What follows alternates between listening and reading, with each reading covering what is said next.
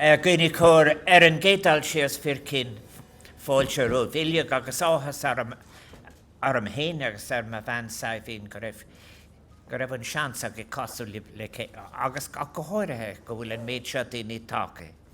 May I just say, first of all, how welcome you all are to Áras and Uachtaráin. And Sabina and I are so pleased that so many of you have come to join us from Tíre, from all over the country. So whether you have come as members of a community group or with a family friend or on your own, you are so welcome.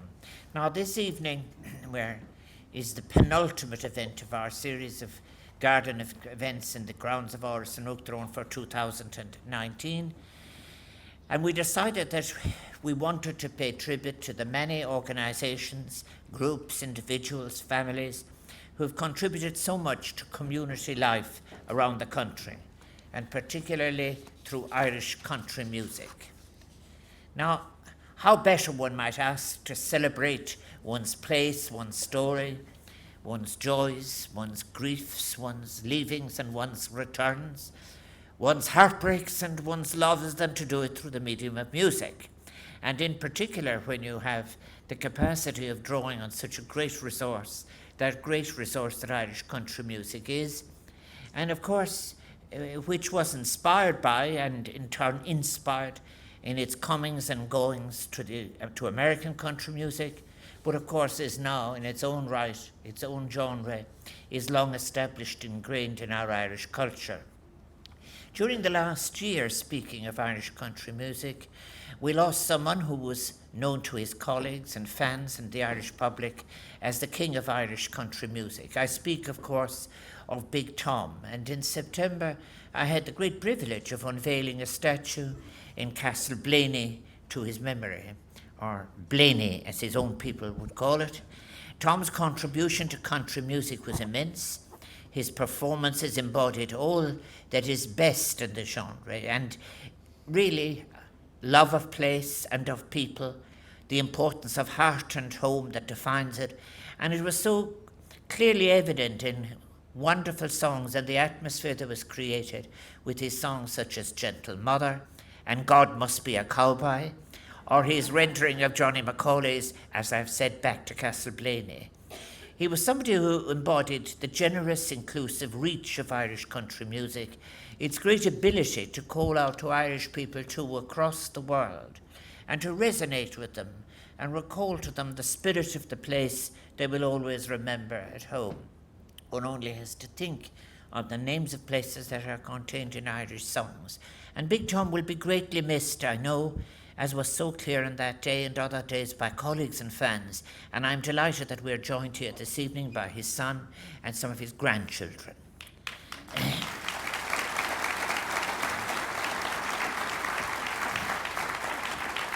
Well, I think this evening will be a very special evening then for many people, and for those who work with me here in the Áras, the household staff, it will be special too, because there is somebody who is not with us who would have really enjoyed a night like this evening, perhaps more than anybody else, and I'm speaking, of course, of somebody you might have often see attending with me the different football matches that I go to, our late colleague Denise Lynch, who sadly died in April.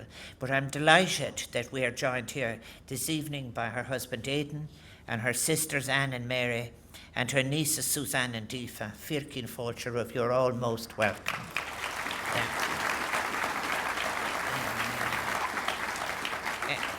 Denise was not only a valuable colleague, but a loyal and much-loved friend to so many of us here in the Áras, and the gap and the gap that she has left is immeasurable, and she is greatly missed. And may I say also, at this point, that I'm sorry to say that Philomena Begley has been unable to join us tonight due to her recent serious illness. Philomena's contribution to Irish country music is, of course, a profound one, and if colleagues and fans and the Irish public gave the title King of Irish Country to Big Tom, they regarded Philomena as its queen, and her name is always associated with iconic songs such as Blanket on the Ground, and I'm sure that all of you will join with me in wishing Philomena a speedy recovery.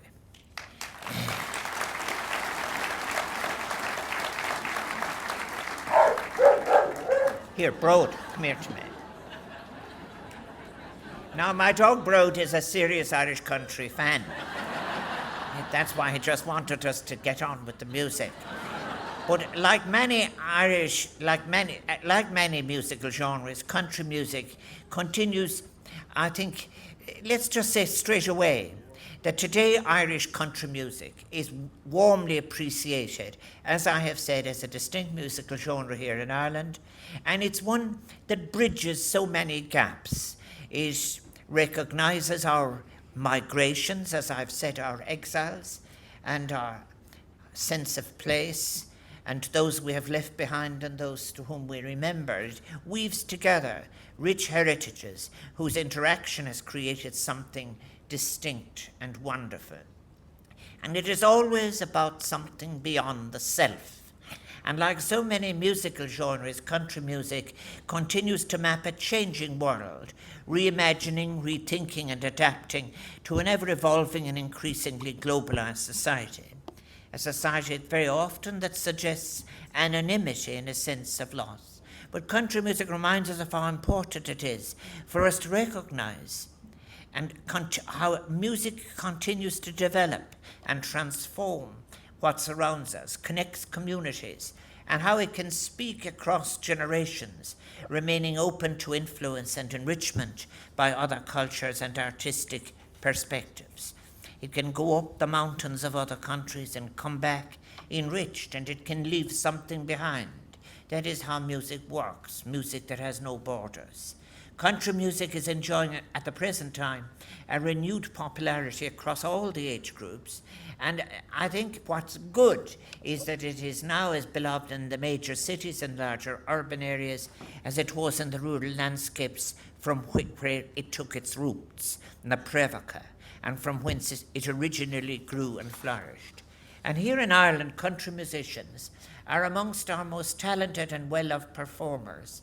And may I say how fortunate we are that so many gifted musicians and singers have agreed to perform here this evening. I must say how fortunate we are too that so many generous mentors within that genre, willing to act as mentors to a new generation of young entertainers who continue to evolve in this great tradition. And you know, it's such a long tradition. It has moved on now from the sandwiches and people who would say to you, the band. But I think what is very, very good that I like to say is the way that people who are so established in country music have been willing to share it with those who are starting out in a musical career, these young entertainers. And I think that they too then in turn will bring new insights and new experiences, ensuring it will endure as a great reflection of both our Irishness and at the same time our global citizenship. And I think it's very important to remember that there is in existence what one might call a country music family. And therefore they know each other. And therefore they in fact actually bring a standard to bear that they know themselves is important. Today in Ireland, about 1,000 people are employed in the country music industry. But really it's not its economic well-being. It is that without the music, there would be such a great gap and a great emptiness and silence in Irish life. I think it has its own integrity and its independence. And country music, too, has provided a vital connection to home for so many of those who across the decades were forced to seek their fortunes in the industrial cities of England and Scotland and further afield in America. We have to remember that it is quite within living memory that 250,000 people left Ireland between 1955 and 1960 alone. Then it went mostly to our neighbouring island next door, to England, and whether it's from, I think, the cities of England and Scotland and further afield in America, but mostly to England. And the music was their source of contact. From Kilburn to Boston, from Merseyside to New Jersey, the Irish have gathered in community centres and dance halls to reconnect with their culture and heritage and to keep alive their memory of home. We are a little changed from the time when, in fact, there wouldn't be any dancing during Lent in Ireland, and you could see them all appearing in the different towns and cities of England. We've moved on. Music was never that sinful, after all. Now, for many second-generation Irish, it is our music and our dance and our song that speaks to them of their inner Irishness and that creates such a profound link between them and the land of their forefathers. And it is also great within Irish music as well, the sense of authenticity that it has. Today, country music festivals are a significant part of Ireland's cultural calendar, allowing us to celebrate the best of Irish culture and binding us at that shared heritage that I've described in culture and connecting us to the large diaspora, 47 million alone in the United States, who've brought that heritage to many other parts of the globe and who have in turn reflected that culture back to us in new, fresh and exciting variations. And those who make music, and those who enjoy music, and those who help music, quite frankly, are great company. I think inis tá muid ag cilúra dá bhar sin, an Muintir is atá buint leis an ceol, agus an ceol a choirí láthir. An rud atá tábhachtach, beidir agus tá sé tábhachtach, an tábhacht atá buint le né ortha ag cilúra, gach gnéad an síl mar a tictar agus níos fearr an tradiisiún atá le cilúra agan in éireann atá ag tíocht an ceol agus áráníocht agus an córdas. This evening we're celebrating then the spirit of community to which Irish music makes such a great contribution and the valuable work of all those who ensure that their communities will continue to grow and prosper. And there can be no better way of doing so than the great Irish tradition of sharing an evening of music and song with friends old and new. It's a very interesting thing that one of the oldest parts of the Irish tradition was that one of the greatest disabilities you could have would be not to have a song. In the Gaelic they would say, an fear gan áran, a serious disability. And then as other people would be as people were interested in the destruction of one's character that is known as neighbourliness in Irish, have you any story? You're no good, you have no scandal, and so forth. But at any event, all of this is being celebrated here tonight, and it's all going to be a Corralóha Beg Eg Shea Byrne, the shy and retiring MC we have for the evening, Shea and Byrne. Now, I spoke earlier of Big Tom and the contribution that he and Philomena Beg, for example, have made. But I want to say something else that is very part of the great heritage of Big Tom's heritage, was a very moving duet with his long friend, who I am delighted with us, my friend and your friend, Margot. And who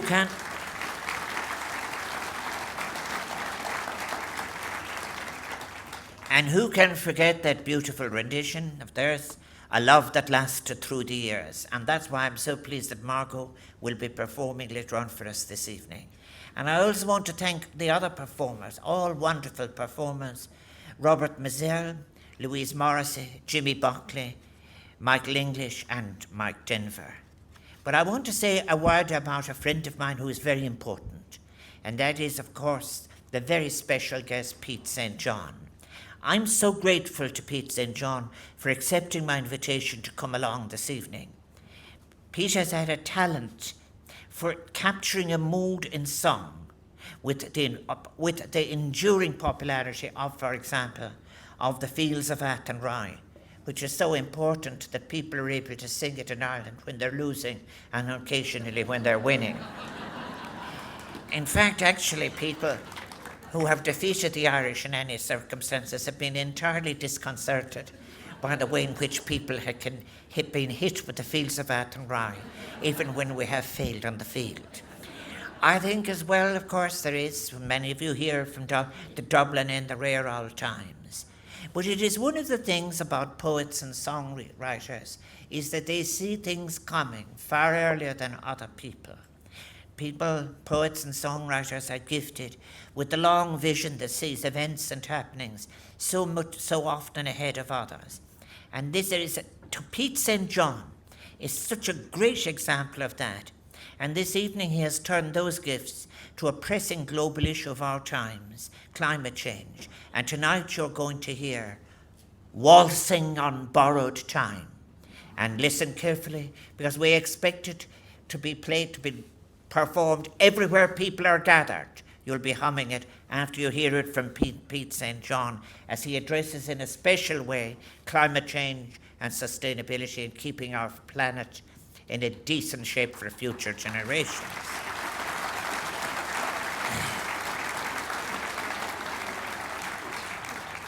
Making all this possible is superb sound under the control of D. Rogers over here, another giant retiring man over there.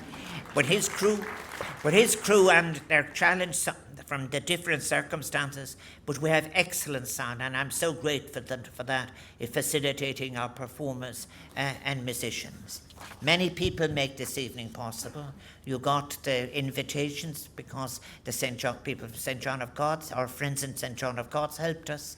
The Gardaí are very helpful to us, as are our civil defence colleagues, the tour guides, many volunteers from Gashka, and all have worked very, very hard to make this a joyful and happy occasion. And I do want to say a special thanks as we come to the second last of the 2019 series to all of the staff at the Áras for their hard work and good humour. I get hundreds of letters, not just only about the efficiency, because God knows there aren't too many people trying to be efficient, but for the sheer welcome and the warmth with which, in fact, they look after you all here, that wonderful household team. And also, I think, is that kindness and a cheerful disposition. This is what Ireland needs now. Not that we would become any kind of cold, efficient, distance place, hell-bent on imitating other people, but that we would be ourselves, as you will hear in the music, and that you will enjoy it. And I think as well, the only thing that remains for me to do, tá cúpla daoine táchas na gaiste té éasúla, fáilte spéisialta roimhse, mar agus is ionta chun rada, go bhfuil ceol na hÉireann, go bhfuil sé beo bríomhar is lehanú tám go léir, sna gairteach déileocht, tevistigteach na cáthracha. So, you are also welcome. Míle buíochas as ocht bheith libh is buin teanna bhas an ihe. Ver bannacht, gur amagi, thank you.